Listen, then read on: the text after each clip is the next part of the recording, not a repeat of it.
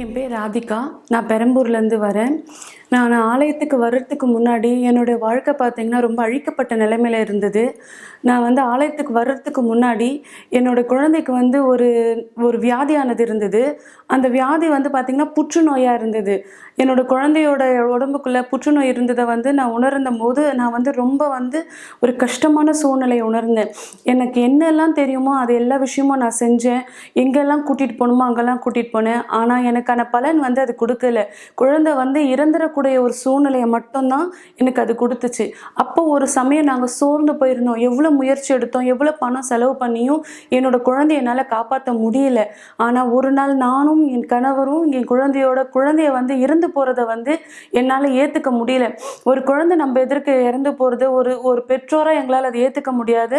ஒரு நாள் இரவு வந்து நாங்க தீர்மானிச்சோம். நாங்க குழந்தை இறக்கறதுக்கு முன்னாடி நாங்க குடும்பத்தோட இறந்து போயிடணும் அப்படின்னு சொல்லி நாங்க தீர்மானிச்சோம். அப்போ ஒரு நாள் வந்து எங்களுக்குள்ள வந்து ஒரு எப்படி சொல்றது? ஒரு கஷ்டமானது இருந்தது. நாளைக்கு சொல்லக்கூடிய அந்த ரிசல்ட்னால நம்ம குழந்தைய இழந்துடுவோம். அதுக்கு முன்னாடி நம்ம ஏதாவது பண்ணிக்கணும் அப்படின்னு அன்னைக்கு நைட்டு நாங்க தீர்மானிச்சோம். அன்னைக்கு நைட்டு ஒரு 12:30 மணி இருக்கும். எனக்கு நல்லா என்னமோ ஞாபகம் இருக்கு. எங்க சித்தி அவங்க வந்து யூனிவர்சல் ஆலயத்துக்கு வந்து முன்னாடி வந்துட்டு இருந்தாங்க. அப்போ அவங்க வந்து சொல்லிட்டு இருந்தாங்க, "நீ வந்து இந்த தீர்மானம் எடுத்தது வந்து ரொம்ப தவறான விஷயம். நீ ஒரு வாட்டி ஆலயத்துக்கு வந்து பாரு. நீ குழந்தை கண்டிப்பா இது ஒரு சான்ஸா இருக்கும். நம்ம எவ்வளவுலாம் முயற்சி எடுத்தும் குழந்தை வந்து குணப்படுத்த முடியல. உனக்கு தோல்வியான வார்த்தைகள் மட்டும் தான் தெரிஞ்சுது. நீ ஒரே ஒரு வாட்டி வந்து குழந்தைய அங்க கூட்டிட்டு வந்து பாரு. அதுக்கப்புறம் உனக்கு அந்த எப்படி உன்னோட எண்ணம் உணருதுன்றது நீ தீர்மானிச்சுக்கோ. அதுல நான் தலையிட மாட்டேன்னு சொன்னாங்க." மறுநாள் காலையில வந்து நான் சர்ச்சுக்கு போனேன். நான் போகும்போதே எனக்கு வந்து அந்த ஒரு சர்ச்சுக்கு போகணுன்ற அந்த ஒரு விருப்பமே இல்லை எனக்குள்ளாக. எங்கேயுமே முடியல. ஏன்னா நான் ஒரு மெடிக்கல் லைன்ல ஒரு நர்ஸா ஒர்க் பண்ணிட்டு இருக்கேன். என் குழந்தைக்கு ஏற்பட்ட பிரச்சனையை வந்து என்னால உணர முடிஞ்சுது. இது இந்த ஸ்டேஜ்ல இருக்கும்போது கண்டிப்பா ஒரு மெடிக்கல் ரீசனா மருத்துவ உறுதியா பார்க்கும்பொழுது குழந்தை பிழைக்காது அப்படின்ற ஒரு மன உறுதி தான் எனக்குள்ள இருந்தது. சர்ச்சுக்கு போறதுனால மட்டும் குழந்தை அதை மாறிட முடியுமா? அந்த ரிப்போர்ட் மாறிடுமா? ஒன்றும் இல்லைன்ற ஒரு அவநம்பிக்கையோட தான் நான் முதல்ல சர்ச்சு உள்ள காலை வச்சேன். ஆனா என்னோட கணவர் சொன்னார், "இல்ல ஒரு வாட்டி போய் பார்ப்போம்" அப்படின்னு சொல்லி என் கணவர் சொல்லும்பொழுது அவரோட வார்த்தைக்கு மட்டும் நான் என்ன ஒரு சம்மதம் சொல்லி வேண்டா வெறுப்போட என் குழந்தைய தூக்கிட்டு நான் சர்ச்சுக்கு போனேன். ஆனால் சர்ச்சுக்கு போய் உள்ள போனதுமே குழந்தைகிட்ட பாஸ்டர் கொடுத்து இந்த மாதிரி எங்களோட விஷயத்தை நாங்கள் சொன்னோம். சொல்லும் போது அந்த இடத்துல வந்து பார்த்தீங்கன்னா பாஸ்டர் எங்களுக்கு ஒரு நம்பிக்கை கூடிய ஒரு வார்த்தையை சொன்னார். தேவன் அவர் மூலியமா அந்த வார்த்தையை எங்களுக்கு தெரிவித்தார். ஆனால் அப்போ கூட நான் அதை உணரலை. ஏன்னா எனக்கு வந்து நம்பிக்கை இல்லை. ஏன்னா குழந்தையோட உடலோட நிலைமை வந்து இந்த மாதிரி இருக்கு. நிச்சயமா என்னோட குழந்தை பிழைக்கும்ன்ற ஒரு நம்பிக்கையான உறுதி எனக்குள்ள இல்லை. அங்கே சர்ச்சில் ப்ரேயர் பண்ணிட்டு இருக்காங்க. பாஸ்டர் ப்ரேயர் பண்ணிட்டு இருக்கும் பொழுது திடீர்னு ஒரு ஃபோன் கால் வந்தது எங்களுக்கு. ஃபோன் கால் வரும்பொழுது அப்போ எங்கள் சித்தி கால் பண்ணாங்க, "நீ குழந்தைய கூட்டிட்டு உடனே ஹாஸ்பிட்டல் கூட்டிட்டு வா." டாக்டர் முடியாதுன்னு சொன்ன விஷயத்த எங்கள் சித்தி எனக்காக அந்த இடத்துல நான் சர்ச்சில் இருக்கும் பொழுது எனக்கு சொன்னாங்க. "குழந்தைக்கு ஆப்ரேஷன் பண்ண டாக்டர் ஓகே சொல்லிட்டாங்க.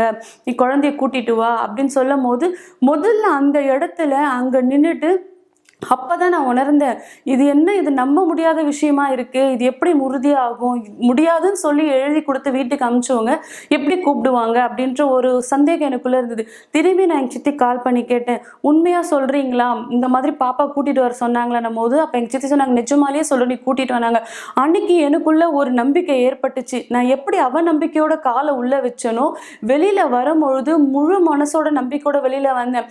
பரவாயில்ல, என் குழந்தைக்கு ஒரு படியானது ஏற்பட்டிருக்கு, நிச்சயமா நான் போவேன் அப்படின்னு சொல்லிட்டு டாக்டர் கிட்ட போகும்போது அவங்க சொன்னாங்க, "குழந்தையோட ஆப்ரேஷன் பண்றதுக்கு நான் ரெடியா இருக்கேன்" அப்படின்னு சொல்லும்பொழுது அந்த இடத்துல நான் உணர்ந்தேன், நான் போன இடம் சரியான இடம். நான் உண்மையான இடத்தை நம்பிதான் நான் போயிருக்கேன்.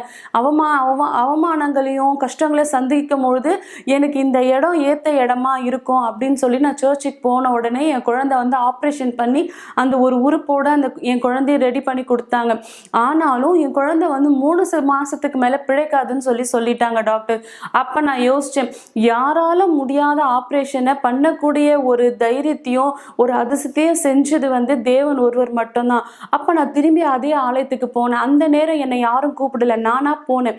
போகும்போது அப்ப நான் அதே பாஸ்டர் கிட்ட சொன்னேன், "பாஸ்டர் இந்த மாதிரி ஒரு சூழ்நிலையா இருக்குன்னு." திரும்பி பாஸ்டர் தேவனுடைய வார்த்தை எனக்கு நம்பிக்கை கூட்டும்படியாக சொன்னார்.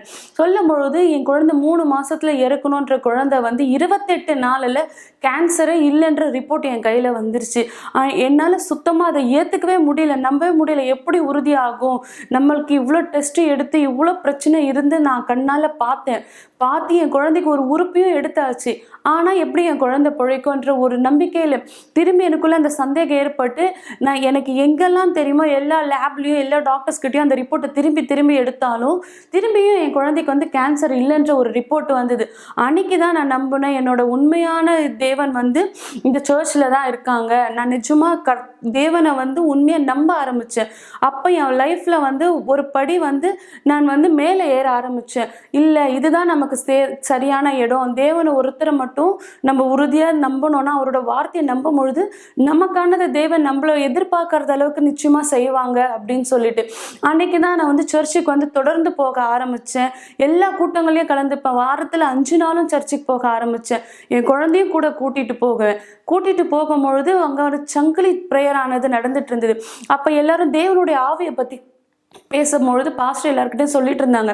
தேவனுடைய ஆவியை பற்றி சொல்லும் போது ஒரு பெலனான வார்த்தையாக தோணுச்சு. அப்போ எனக்குள்ளே நான் தீர்மானித்தேன், நானும் தேவனுடைய ஆவியை பெறணும் அப்படின்னு சொல்லிட்டு ஃபஸ்ட்டு எனக்குள்ளாக இருந்த அந்த ஒரு மன அழுத்தம், மன கஷ்டம், அந்த தற்கொலை எண்ணம் எல்லாத்துலேருந்து விடுதலை ஆக்கிட்டு நான் அந்த சங்கிலி கூட்டத்தில் கலந்துக்கிட்டேன். சங்கிலி கூட்டத்தில் கலந்துக்கிட்ட அந்த முதல் நாளே எனக்குள்ள ஒரு எப்படி சொல்கிறது, ஒரு புதுசான ஒரு உணர்ச்சி ஏற்படும் போது என் குழந்தை கேன்சர் இல்லைன்னு சொன்ன அந்த சந்தோஷத்தை விட அந்த தேவனுடைய ஆவியை பெற்ற சந்தோஷம் தான் எனக்கு ரொம்ப அளவில்லாமல இருந்துச்சு.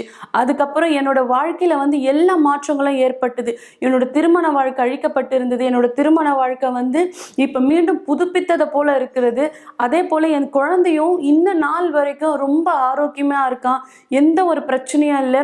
எந்த பிரச்சனை வந்தாலும் எனக்குள்ளே இனி நான் சந்தேகத்தை ஏற்படுத்த மாட்டேன். ஏன்னா எனக்கு முன்னாடி என்னோட தேவன் அதை சரி செய்வார்ன்ற ஒரு நம்பிக்கை இருந்தது.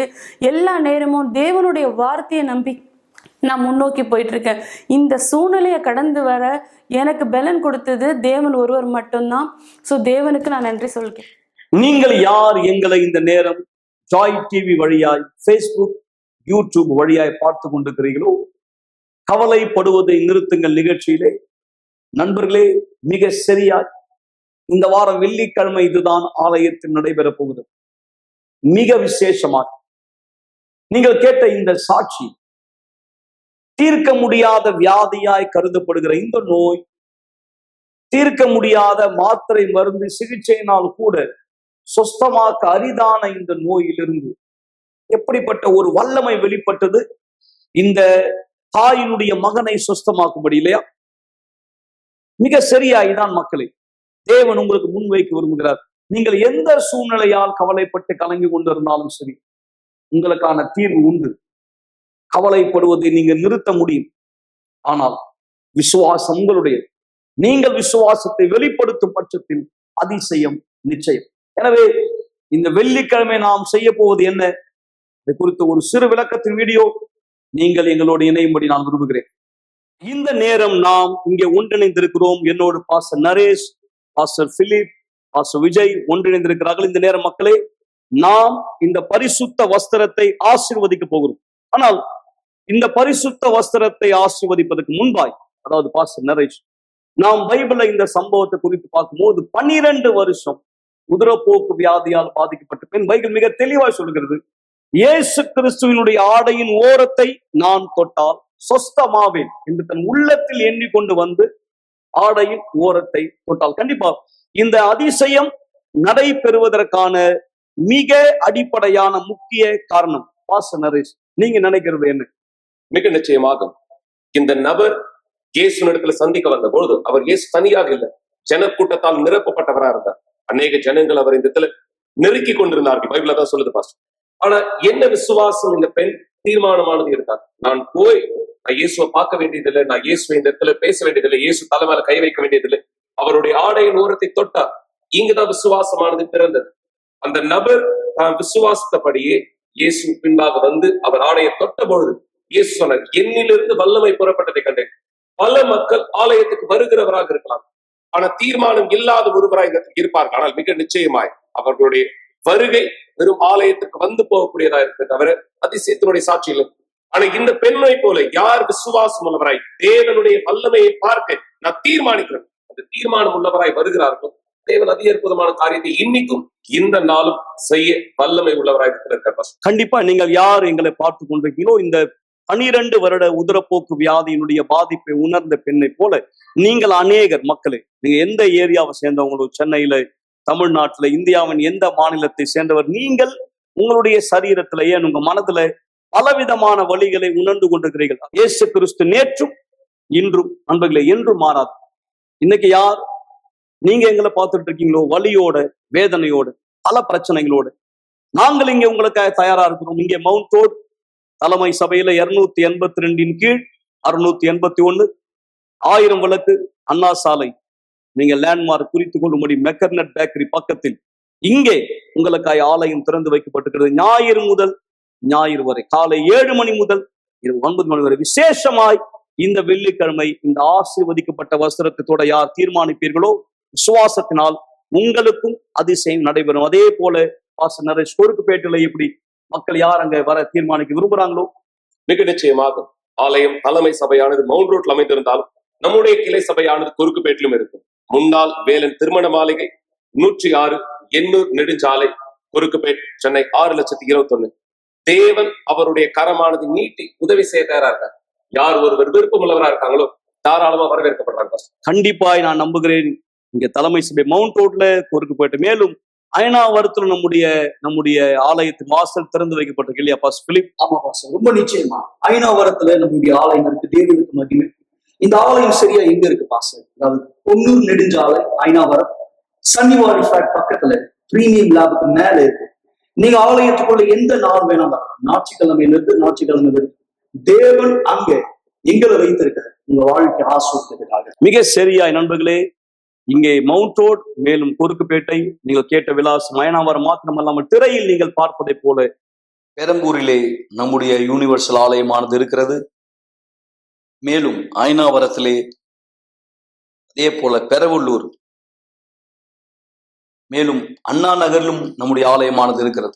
இங்கே சென்னையில மாத்திரம் அல்லாமல் மும்பையிலும் ஹைதராபாத்திலும் கூட ஆலயமானது இயங்கிக் கொண்டிருக்கிறது. நீங்கள் இந்த இடத்திலே தானே வந்து உதவிகளை பெற்றுக் கொள்ளும்படியா நீங்கள் எங்கள் சிறப்பு விருந்தினர். இந்த நேரம் நான் உங்களை வரவேற்கிறேன். என்னோட விசுவாசத்தை ஒன்றிணைக்கும்படி இந்த பரிசுத்த வஸ்திரத்தை நாம் ஆசீர்வதிக்க போகிறோம். எங்கள் ஆண்டவராகிய இயேசுவே, என் தெய்வாவியானவர், ஒரே விசுவாசத்திலே நாங்கள் ஒன்றிணைந்தவராய் இந்த வஸ்திரத்தை உங்களுடைய வல்லமையால் நிரப்ப இந்த கேட்கிறோம். யாரெல்லாம் இந்த வெள்ளிக்கிழமை தேவன் எங்களோடு இணைந்தவராய் இந்த வஸ்திரத்தை தொடும்படியா இந்த வருவார்களோ, கடந்த காலத்திலே 12 வருடமாய் உதிரப்போக்கு வியாதியோடு கஷ்டப்பட்ட அந்த பெண்மணி தன் முயற்சி எல்லாவற்றிலும் சற்றாகிலும் குணமாக்கலை பார்க்க முடியாதவளாய் இருந்தார். ஆனால் அவருடைய தீர்மானத்தை எடுத்து அவர் இந்த வஸ்திரத்தை தொட்ட பொழுதும் தேவனே அந்த அதிசயம் நடந்தது. இந்நாளும் நீர் மாறாதவர் என்பதை மக்கள் காணும்படியாக பல மக்களுக்கு நீர் உதவியானது செய்து கொண்டிருப்பது போல வரப்போகிற ஒவ்வொரு மக்களும் இந்த வல்லமையினாலே உம்முடைய பதிலை பெற்றுக்கொள்ள ஒரே ஆவியிலே ஒரே விசுவாசத்தை நாங்கள் ஒன்றிணைந்தவராய் உம்மை நோக்கி இந்த கேட்கிறோம், இயேசு கிறிஸ்துவின் நாமத்தினாலே ஆமென். தகப்பனே, இதான் எங்கள் விசுவாசம். நீர் நேற்றும் இன்றும் என்றும் மாறாதவர். அக்காலத்திலே வேதனையோடு வந்து மாடையை தொட்ட பெண் தன்னுடைய வேதனை நீங்கி ஆரோக்கியம் அடைந்ததை உணர்ந்தார். அதே போல் செய்வினை, சாபங்கள், தற்கொலை எண்ணங்கள், கெட்ட கனவுகள், பரம்பரை சாபம், தோஷம், திருமண வாழ்க்கையினுடைய சாபம், தூக்கமின்மைகள், கெட்ட கனவுகள், என் தேவனே, ஆவிக்குரிய பாதிப்பினால் யாரெல்லாம் கஷ்டப்படுகிறார்கள் இந்த வெள்ளிக்கிழமை இந்த ஆசீர்வதிக்கப்பட்ட வஸ்திரத்தை தொடும்போது தீர்க்க முடியாதவைகள் தீர்க்கப்படுவதாய் இதான் நாங்கள் அறிக்கை செய்கிறோம். இந்த வஸ்திரத்தை ஆசீர்வதிக்கிறோம் ஆண்டவராகிய இயேசுவின் பெயராலே, ஆமென். அன்பர்களே, யார் நீங்க எங்களோட இந்த விசுவாசத்தை ஒன்றிணை போறீங்க? வருகிற வெள்ளிக்கிழமை காலை 8 மணி, காலை 10 மணி, மதியம் 3 மணி, விசேஷமாய் இரவு 7 மணி நீங்கள் எங்கள் சிறப்பு விருந்தினர். மேலும் விவரங்களுக்கோ விளக்கங்களுக்கோ கீழே உள்ள தொலைபேசி எண்ணை குறித்துக் கொள்ளுங்கள். உடனே எங்களை தொடர்பு கொள்ளுங்கள். உங்களுக்காய் உதவி செய்ய கண்டிப்பாய் நாங்கள் தயாரா இருக்கிறோம். தேவன் உங்களை ஆஸ்வதிப்பார். வெள்ளிக்கிழமை உங்களை சந்திக்கும்.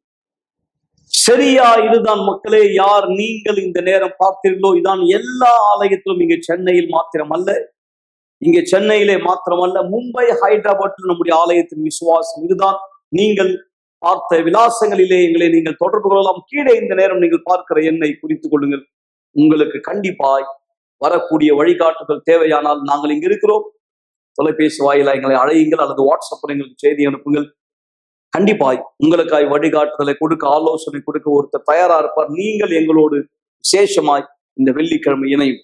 மக்களே, இந்த நேரம் நீங்க மறந்து விடாதவர். இந்த நிகழ்ச்சியின் இறுதியிலே தண்ணீரை ஆஸ்வதிக்க போகிறோம். எனவே நீங்கள் அனைவருமே ஒரு டம்ளர் தண்ணி ஆயத்தப்படுத்திக் கொள்ளும்படி நான் விரும்புகிறேன். அல்லது பாட்டில் உங்கள் சௌகரியத்தின் பிரகாரமாய் இந்த நிகழ்ச்சியின் இறுதியிலே நாம் இதை ஒன்று சேர்ந்து ஆஸ்வதிக்க போகிறோம். அதே தருணம் விசேஷமாய் மாணவர்கள் யார் நீங்க என்ன பார்த்துட்டு இருக்கீங்களோ, நீங்கள் எல்லோருமே இந்த தேர்வு எழுதுவதற்கான ஒரு தருணத்துல இருக்கிறீங்க. கண்டிப்பா இது மிக பதற்றமான ஒரு நேரம், பரிதவிப்பான ஒரு நேரம், குழப்பம் ஒரு பக்கம், சந்தேகம், பல கேள்விகள், பல யோசனைகள் இல்லையா? எத்தனை பேருக்கு இப்பவே ராத்திரி தூக்கம் வர்றது இல்லை?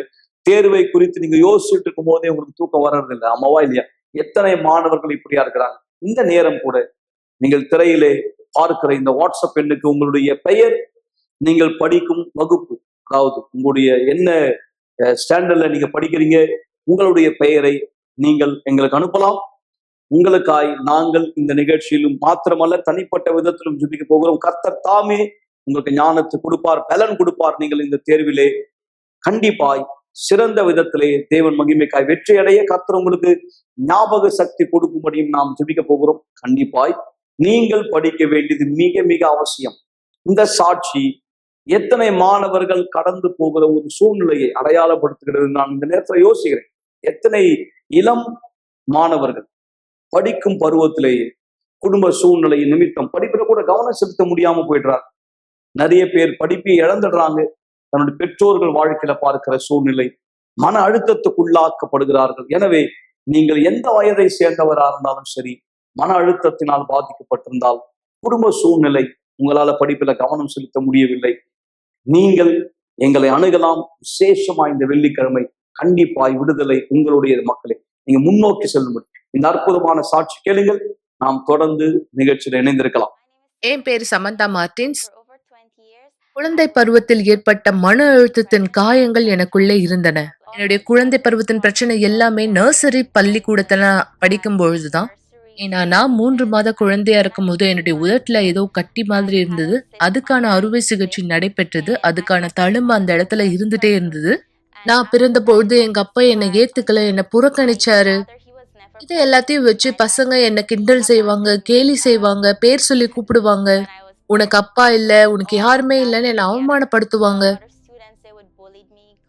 எங்க அம்மா மட்டும்தான் அப்பா அம்மாக்கான 2 கதாபாத்திரத்தையும் என் வாழ்க்கைக்குள்ளாக செஞ்சுட்டு இருந்தாங்க. இது எல்லாமே நான் பிரைமரி பள்ளிக்கூடத்துல சேரும் போதும் நடந்தது, செகண்டரி பள்ளிக்கூடத்துல படிக்கும் பொழுதும் நடந்தது. ஆனா நான் செகண்டரி பள்ளிக்கூடத்தை படிக்கிற சமயத்துல என் அம்மா வேற ஒருத்தர் திருமணம் செஞ்சு கொண்டாங்க. அதன் மூலமா எனக்கு அவர் அப்பாவா ஆனாரு. அவர் எப்பொழுதும் குடிப்பழக்கத்துக்கு அடிமையா இருந்தாரு. சில நேரத்துல புகைப்பிடிப்பாரு. தேவையில்லாத காரியத்துக்காக 2 பேரும் பயங்கரமா வாக்குவாதம் செய்யக்கூடியவங்களா இருந்தாங்க. சில நேரத்துல நான் வீட்டை விட்டு வெளியேறணும்னு விரும்புவேன். ஏன்னா இது எனக்கு ரொம்ப அதிகமா இருந்தது. ரொம்ப மோசமாக இருந்தது. அதன் பிற்பாடு நான் ஒரு உறவுல ஈடுபட்டேன். முன்னாடி அந்த உறவு நல்லபடியா இருந்தது. நான் 23 வயதுல ஒரு பெண் குழந்தையினால கர்ப்பம் தரிக்கப்பட்டேன். அதன் பிற்பாடுதான் அவர்கிட்ட நான் மாற்றத்தை பார்த்தேன்.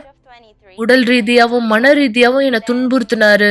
அவர் எல்லாவற்றிலும் மாறினாரு. நான் யார்கிட்ட உதவி கேட்கறதுன்னு தெரியாது. என் தாயார் இடத்துல உதவி கேட்கலாம், இல்ல மற்றவங்க கிட்ட உதவி கேட்கலான்னு பார்த்தா என்னை விட அவங்களுடைய பிரச்சனை மிகவும் மோசமானதா இருந்தது.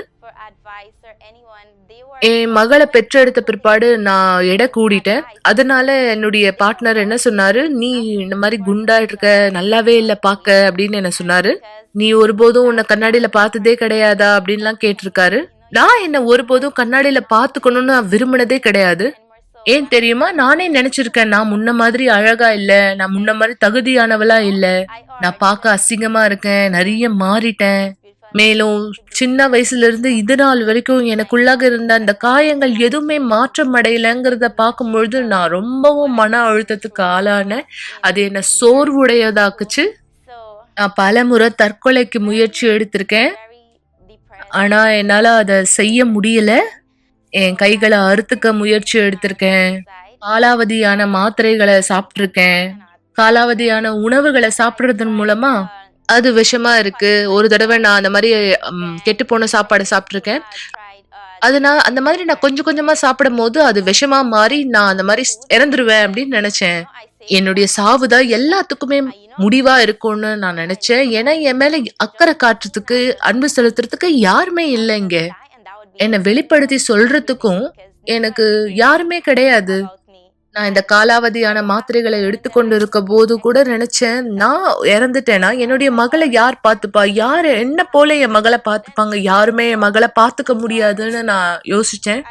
அந்த காரணத்தினால நான் நிறுத்தினேன், அதை புறக்கணிச்சேன். இல்ல நான் இதை செய்யவே கூடாதுன்னு நான் யோசிச்சேன்.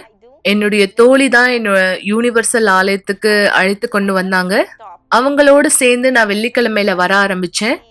அந்த வெள்ளிக்கிழமையில முதல் ஜெபத்துல நான் பெற்றுக்கொண்ட விடுதலையினால நான் வீட்டுக்கு போனேன். ராத்திரி நல்லபடியா தூங்கினேன், சமாதானத்தோட தூங்கினேன். அதனால நான் ஒவ்வொரு வெள்ளிக்கிழமையும் அவளோட வர ஆரம்பிச்சேன். ஏன்னா எனக்குள்ளாக நான் மாற்றத்தை பார்க்க ஆரம்பிச்சேன். ஆவிக்குரிய பாதிப்புகள் இனிமேலும் எனக்குள்ளாக இல்ல. மேலும் நான் தொடர் சங்கிலி ஜெபத்துல கலந்துகிட்டேன். மேலும் தொடர்ந்து மன அழுத்தத்துக்காகவும் ஆவிக்குரிய பாதிப்புகள்ல இருந்து விடுதலை ஆகணும்னு சொல்லி ஜெபிக்க ஆரம்பிச்சேன். முதலாவது ஆவிக்குரிய பாதிப்புகள் நிறுத்தப்பட்டது. மேலும் நான் மன அழுத்தத்திலிருந்து முழுமையா விடுதலையாக்கப்பட்டேன். மேலும் பாஸ்டர் பரிசுத்த ஆவி இருந்தா மட்டும்தான் நாம சந்தோஷமா இருக்க ஒரே வழின்னு போதிச்சுட்டு இருந்தாரு. அதன் மூலமா நான் கத்துக்கிட்ட பரிசுத்த ஆவியானவர் எவ்வளவு முக்கியத்துவமானவர்னு. அதனால என்னுடைய பழைய வாழ்க்கையை விட ஆரம்பிச்சேன், மன்னிக்க ஆரம்பிச்சேன், என்னுடைய பழைய சிந்தனைகளை விட ஆரம்பிச்சேன். எல்லாமே போகட்டும்னு விட்டுட்டேன். நான் கீழ்ப்படி ஆரம்பிச்சேன். பாஸ்டர் என்னெல்லாம் சொல்றாங்களோ அது எல்லாத்தையும் செய்ய ஆரம்பிச்சேன். ஏன்னா நான் இதைத்தான் விரும்புறேன். நான் சந்தோஷமா இருக்க விரும்புறேன். நான் சந்தோஷத்துல களி கூற விரும்புறேன், பூரிக்க விரும்புறேன். ஏன்னா இந்த சந்தோஷம் என் வாழ்க்கையில ஒரு நாள் கூட இருந்தது கிடையாது. மேலும் சமாதானம், சந்தோஷம் இது எல்லாத்தையும் என் வாழ்க்கையில நான் ஒருபொழுதும் பார்த்ததே கிடையாது. அதனாலதான் நான் ஜபிக்க ஆரம்பிச்சேன். 6 மணிக்கு அதிகாலையில ஜபிச்சேன், 3 மணிக்கு ஜபிச்சேன், 9 மணிக்கு 3 மணிக்கு ஜபிக்க ஆரம்பிச்சேன். கூட்டங்கள்ல கலந்துக்க ஆரம்பிச்சேன். நான் எல்லாவற்றையும் செய்ய ஆரம்பிச்சேன். ஏன்னா எனக்கு பரிசுத்த ஆவியானவரின் அபிஷேகம் வேணும். அதனால என் வாழ்க்கை எல்லாவற்றையும் அர்ப்பணிச்சேன், எல்லாவற்றையும் பண்ணேன். ஒரு ஞாயிற்றுக்கிழமை காலையில நான் பரிசுத்த ஆவியினுடைய அபிஷேகத்தை பெற்றுக்கொண்டேன். அந்த இடத்துல நான் எல்லாவற்றையும் ஊற்றுனேன். நான் தேவன் இடத்துல சொன்ன, தேவனே நான் எல்லாவற்றையும் கைவிட்டேன், நான் எல்லாவற்றையும் உங்ககிட்ட கொடுத்துட்டேன். இந்த உலகத்தை சார்ந்த எதுவும் எனக்கு வேண்டாம். நீங்க மட்டும்தான் என்னை சந்தோஷப்படுத்த முடியும். உங்க ஆவியை பெற்றுக்கொள்றதுக்காக நான் எதை வேணா இழப்பேன். என்னுடைய என்னுடைய வேலை, என்னுடைய எதிர்காலம் எதுவா இருந்தாலும் சரி. இன்னைக்கு நீங்க பாக்குற இந்த சமந்தா இனிமேலும் மன அழுத்தத்துக்குரிய பெண்ணா இல்ல. நான் எப்பொழுதும் சந்தோஷமா இருக்கேன். என்னை சுற்றி இருக்கிறவங்களையும் நான் சந்தோஷப்படுத்துறவளா இருக்கேன். இன்னைக்கு எனக்குள்ள சமாதானம், சந்தோஷம், அன்பு எல்லாமே இருக்கு. இதன் மூலமா மத்தவங்களுக்கும் என்னால உதவி செய்ய முடியுது. நான் கஷ்டப்பட்ட மாதிரி யாரெல்லாம் கஷ்டப்படுறாங்களோ அவங்களுக்கு உதவி செய்யறதுல எனக்கு மிகுந்த சந்தோஷத்தை அளிக்குது. நீங்கள் கண்டிப்பாய் மறுக்க முடியாது. இந்த சாட்சி எத்தனை இளம் ஆண்களை, பெண்கள் மாத்திரமல்ல, எத்தனை இளம் ஆண்களும் இப்படிப்பட்ட சூழ்நிலையால பாதிக்கப்பட்டிருக்காங்க இல்லையா? மன அழுத்தம் ஒரு காலகட்டத்துல வயது முதிர்ந்தோருக்கு வருகிற ஒரு பிரச்சனையாய் கருதப்பட்டது. இந்த நேரம் எல்லோருக்குமே மன அழுத்தத்துக்கான மாத்திரை மருந்து நிச்சயமா இல்லை மக்கள். காரணம், அது ஆவிக்குரிய தன்மையை கொண்டுள்ளது. தனக்கு பின்பாக அதனுடைய வேர் ஒரு ஆவிக்குரிய தன்மையை கொண்டுள்ளது. எனவேதான் இந்த சாட்சி உங்களுக்கு ஒரு ஆதாரம். இந்த ஆவிக்குரிய பாதிப்பிலிருந்து நீங்கள் வெளியே வந்து விட்டால் மன அழுத்தத்தை நீங்கள் கண்டிப்பா ஜெயிக்கலாம், பயத்தை நீங்கள் ஜெயிக்கலாம். தேவன் உங்களுக்கு உதவ தயாரா இருக்கிறார். எனவே இந்த நேரம் தயார்படுத்தலாம். இது ஜபத்தின் தருணமா இருக்கிறது. நான் நம்புகிறேன் உங்கள் கரத்துல இதே போல ஒரு டம்ளர் தண்ணீர் நீங்க ஆயத்தப்படுத்தி இருப்பீங்க, அல்லது ஒரு பாட்டில் தண்ணீர். ஒருவேளை நீங்க இருக்கிற இடத்தினுடைய சூழல் அதனால் தண்ணீர் ஆயத்தப்படுத்த முடியவில்லை, பிரச்சனை இல்லை. தலையை தாழ்த்தி பக்தியோடு விசுவாசமாய் என்னோட ஜபத்திலே ஒன்றிணை. சர்வ வல்லவரே, இயேசு கிறிஸ்துவின் நாமத்தினால் என்னோடு யாரெல்லாம் இந்த நேரம் கரத்திலே தண்ணீரை பிடித்திருக்கிறார்கள், பதற்றம், பயம், தேர்வு எழுத தயாராகி கொண்டிருக்கிற மாணவ மாணவிகள் பலர் இந்த நேரம் பயத்தில் இருக்கலாம், சந்தேகத்தில் இருக்கலாம், மன அழுத்தத்தில் இருக்கலாம், குழப்பத்திலே எப்படி இதை செய்து முடிக்கப் போகிறேன் என்ற யோசனை, பலவிதமான எண்ணங்கள் மனதிலே ஓடிக்கொண்டிருக்கிறது. அநேகருக்கு நாளை தூக்கம் கூட வருவதில்லை.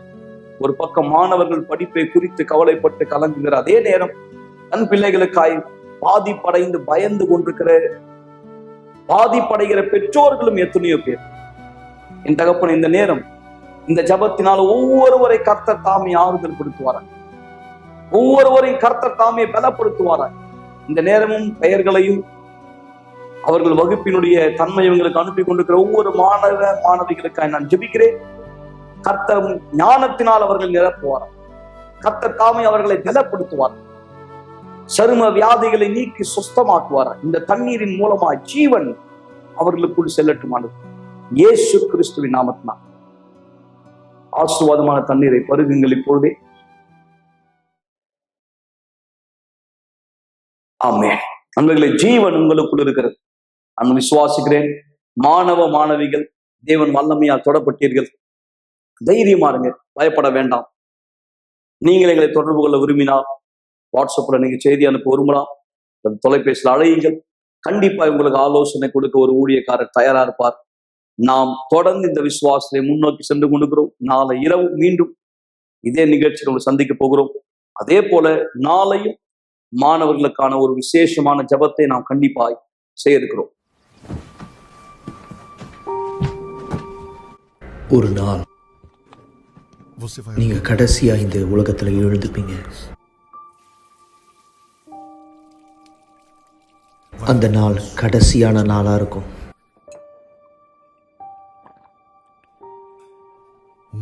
கடைசியா ஒரு முறை நீங்க காலை உணவை சாப்பிடுவீங்க.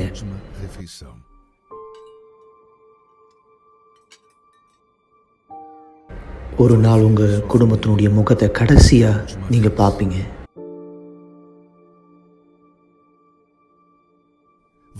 உங்களுடைய கடைசியான வார்த்தையை சொல்லுவீங்க. உங்களுடைய கண்கள் கடைசியா ஒரு முறை சிமிட்டும்.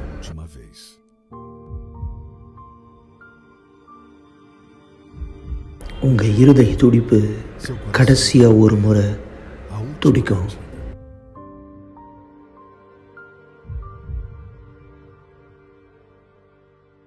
நீங்க கடைசியா ஒரு முறை மூச்சை இழுத்து விடுவீங்க.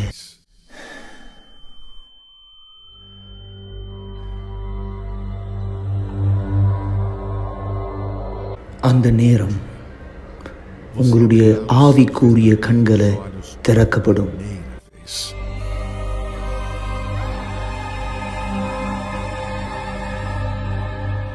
அந்த நேரத்தில் நீங்க புரிஞ்சுப்பீங்க எந்த அளவுக்கு உங்களுடைய ஆத்மா உண்மையானது அப்படின்னு.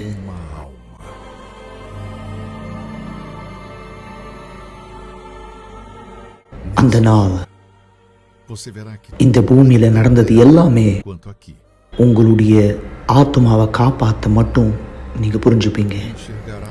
கடைசியா ஒரு முறை நீங்க அதை பார்க்குற நேரம் உங்க ஆத்மாவை வந்து கொண்டு போறது யாரு?